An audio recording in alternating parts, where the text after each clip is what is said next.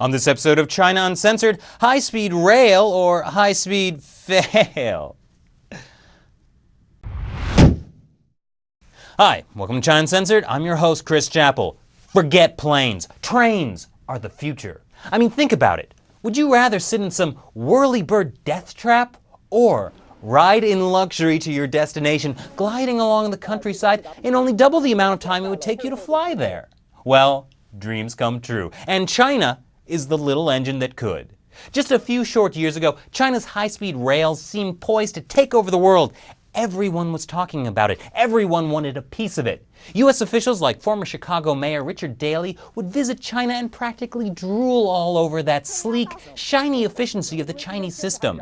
Daley said he was envious of all the progress China has made and praised their willingness to do it. Yes, we all admire that can-do attitude you can only get in a totalitarian state that doesn't have to deal with objections from, the people who currently live on the land you want to plow a 220-mile-per-hour train through. They're just looking to the future, right, Mayor Daley? Even former Terminator and Governor of California Arnold Schwarzenegger wanted in. I mean, you can't be a running man forever.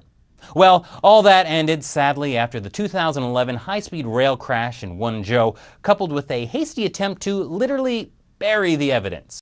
Apparently people were upset by that. That's why the party doesn't like to listen to them in the first place. But it also shone a spotlight on the vast network of high-speed corruption operated by China's railway ministry. They ran the railways and were responsible for regulating them, meaning it regulated itself. And we all know how well that works. It even had its own police force and was a huge base of power for those involved, like former Railways Minister Liu Zhijun. That is until he was arrested in 2011 following the train crash and was given a suspended death sentence in 2013 for taking $10 million in bribes. The Railways Ministry, burdened by $428 billion of debt, was itself dissolved and separated into a transport ministry and a state-owned railways corporation. So that took a little bit of the steam out of that whole China's high-speed rail as a shining example of the future thing. But all that is behind us now. High-speed rail is back, baby. That's because China is considering building a high-speed rail line to the U.S. Mind blown. And I know it's true because I read it in the People's Daily. This rail line would start in northeast China, run through Siberia, cross a 125-mile underwater tunnel under the Bering Strait, then travel through Alaska and Canada before reaching the continental U.S. And it will only take 2 days to travel from Beijing to the U.S. instead of the 12 hours by plane. Now this is what I'm talking about. This is the kind of wacky ambition and complete disregard for the reality of the natural environment that brought us things like the Three Gorges Dam, the world's largest hydropower project that displaced 1.3 million people and is also causing landslides, drought, and earthquakes.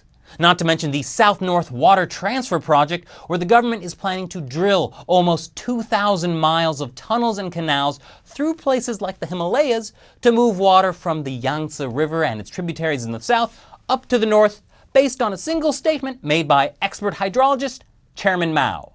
The good news is the high-speed rail line from China to the U.S. is only one of 4 high-speed rail projects currently in the works.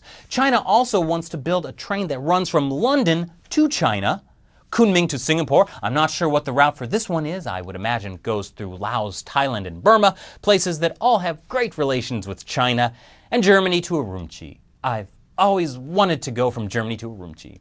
And what with that lunar rover up there, fingers crossed about that Beijing moon rail line.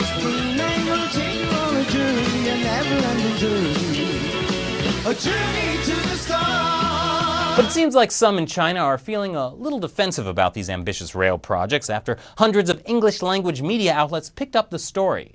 So the China Daily published this opinion piece translated from another Chinese state-run media.